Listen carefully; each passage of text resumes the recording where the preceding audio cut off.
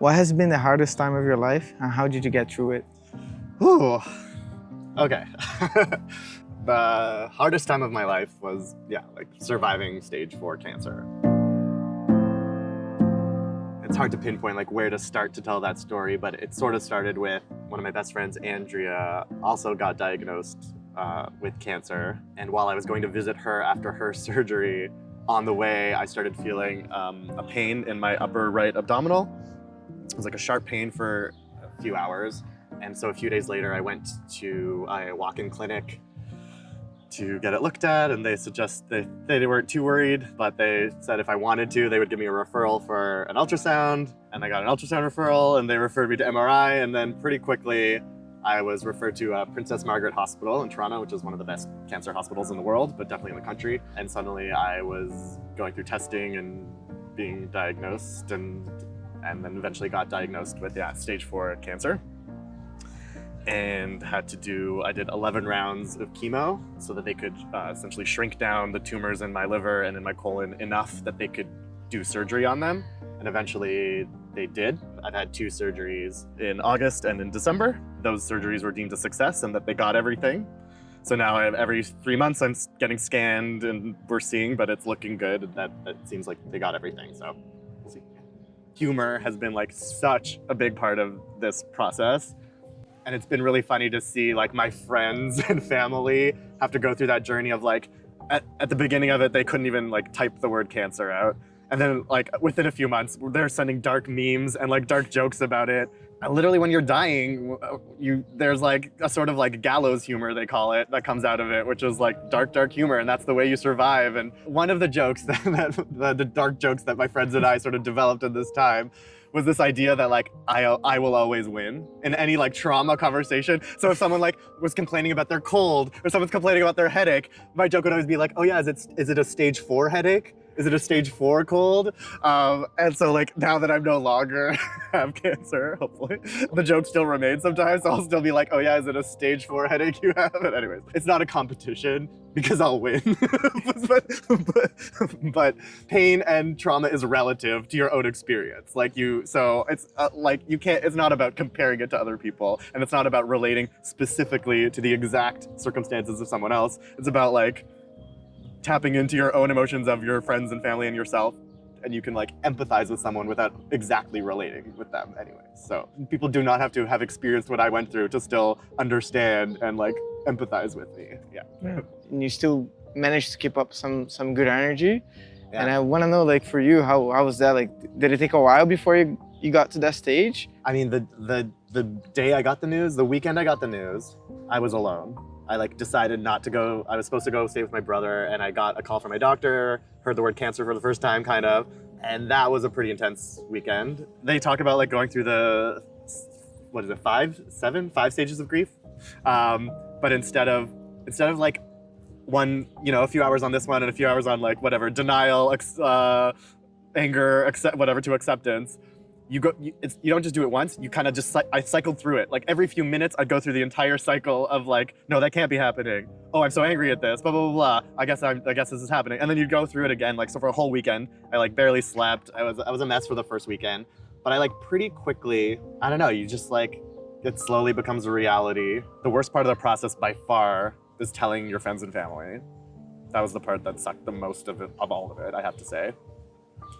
But once you do that, you sort of have your network of support and you just figure it out. If anything, I'd say like, I weirdly feel like this is a weird thing to say, I weirdly feel like I'm having a harder time accepting living than I did dying.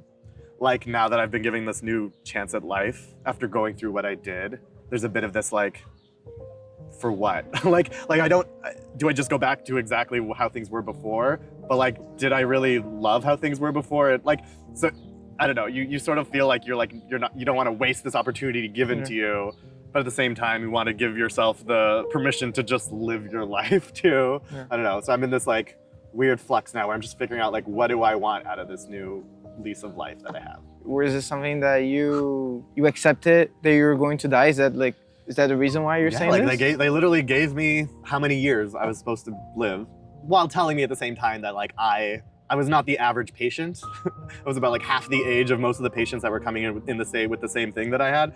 So what any numbers they gave me that didn't necessarily apply to me so specifically, but still, to after a certain time, you come to terms with this idea that life is finite and that you won't be around for forever. Once you wrap your head around that, it's really hard to unwrap your head around that. And I know that's still the case. I still have a finite amount of time, but I have hopefully a lot more time than I thought I did. So suddenly it's like, oh, maybe I do have to start planning ahead slightly, because I think I became really a live in the moment kind of guy for that year and a half. And in a good way too, like I think I've retained some of that this summer still. I'm still like in the moment, living for the moment. But now that I know that I have some semblance of a future, I have to start considering that and start like planning for like, what does that future look like? So that's a weird thing to try to now wrap my head around. So we really changed the way you were living at the time? It changed my mentality at the very least, and the way I was just going through, the way I sort of like viewed the world and experienced things. In some ways, it's weird. In some ways, I'm more patient with certain things, because I feel like, don't worry about it, like it doesn't matter that much. Like, don't stress about these things. Like in the grand scheme of things, let's not worry about that. And then other things I'm intensely impatient about, because I suddenly have this awareness of like how precious time is. So I'm like, I get anxious and impatient about certain things that I can't rush along, or things that are taking too long, or things that I'm in limbo for. In some ways maybe more patient, in some ways maybe impatient. So I'm trying to also figure out that balance too. What a healthy version of that looks like going forward. I feel like that's one big thing of going through hard times. You realize what matters. I mean, you really quickly learn what matters. You really quickly learn who matters. It gets you closer with some people that you didn't think it would. It gets you, some people, they're not necessarily the right people for that journey with you. There's some people who have to maybe take a step back for that, and some people who took a step forward for that. Yeah, it teaches you a lot about what matters, who matters. Like, fighting cancer is a full-time job, honestly. Like, I was on a lot of chemo, a pretty intense chemo, and then the surgery itself, I was trying to get myself in like shape for surgery, so I had a fighting chance. And so like I that became a job, and I was working 2 jobs during this. I'm a writer, and I also worked in marketing during. So I was doing a lot.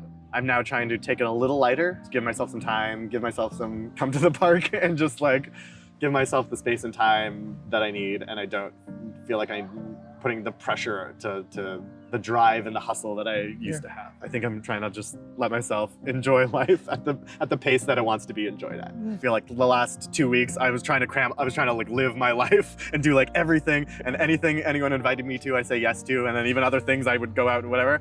And then I hit a few days where I was like, I don't want to see anyone. I just locked myself in my apartment. I just caught up on life, caught up on laundry and whatever. So I think I alternate between feeling the need to really take advantage of time, and then feeling the need to just let myself have the time to relax and let off steam and recharge and do that. So I think I'm an extroverted introvert. Is there something like that really stood out to you? I mean, it was really crazy to be going through this with one of my best friends.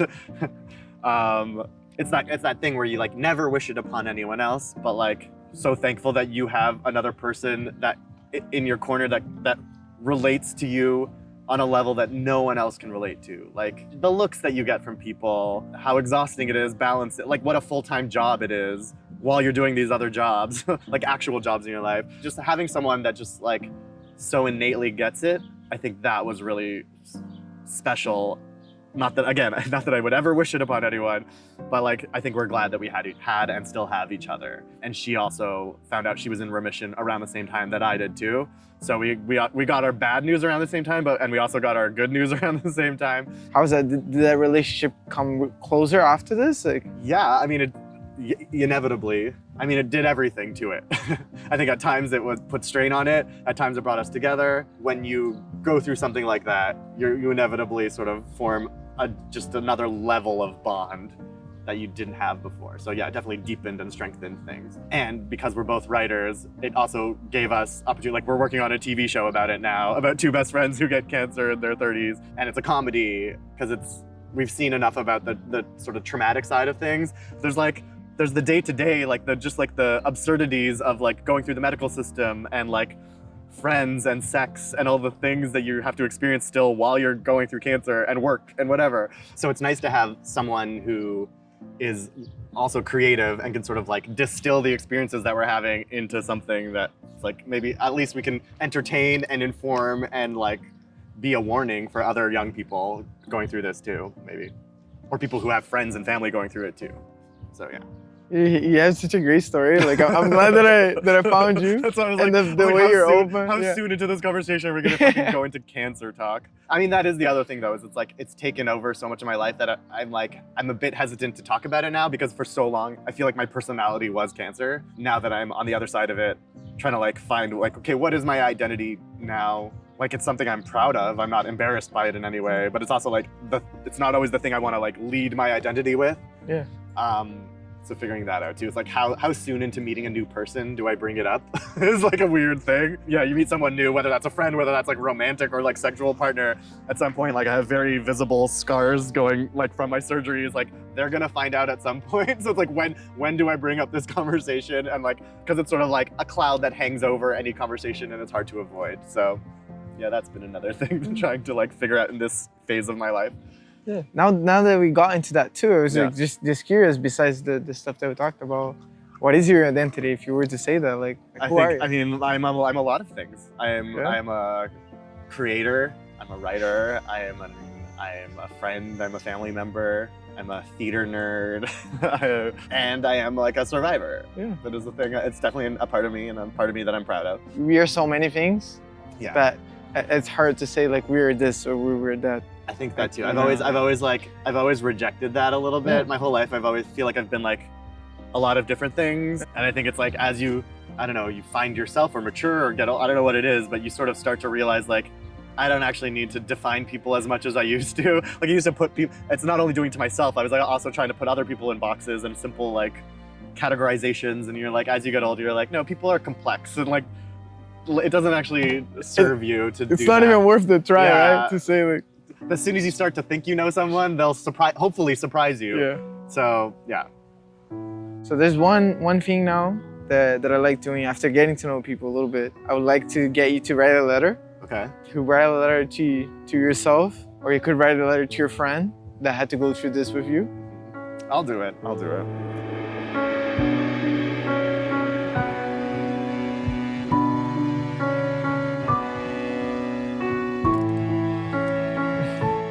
Are you okay reading it? Yeah, we'll see. Hey Akiva, future Akiva here. I'm sorry to tell you, but the shit is about to hit the fan. You're about to get some terrible news, and you're gonna have to buckle down to get through it. But along with this terrible news are pockets of good news. The good news is you have an amazing support system. Friends, family, medical staff, and total strangers are all fighting for you, praying for you, caring about you. The good news is you're resilient enough to survive it. You'll surprise yourself with your own capacity to adjust your thinking, power through, and persevere. Your humor, kindness, stamina, perception, and goodwill will carry you. In the aftermath of it all, on the other side, I just ask that you are kind and patient with yourself. It's a new frontier, so give yourself the freedom to explore. Love, Keeves. You can put it in an envelope if you want to date it, and you know. Give it to my therapist.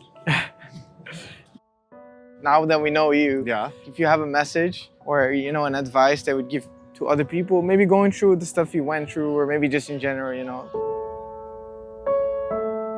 Well, the biggest lesson that I sort of learned throughout all this was just about like self-advocating and the importance of like, as wonderful as our Canadian healthcare system is, and it is easy to fall through the cracks, and you sort of have to really learn to fight for yourself and for your loved ones. And that can be really important, especially as young people in this country. Just like make sure that you listen to your body and make sure that your medical care, you're finding the medical care that you need, and that you're listening to your instincts, and that your medical team is listening to your instincts too. Learn to trust your gut and make sure that you surround yourself with other people that trust your gut. Thank you. My pleasure.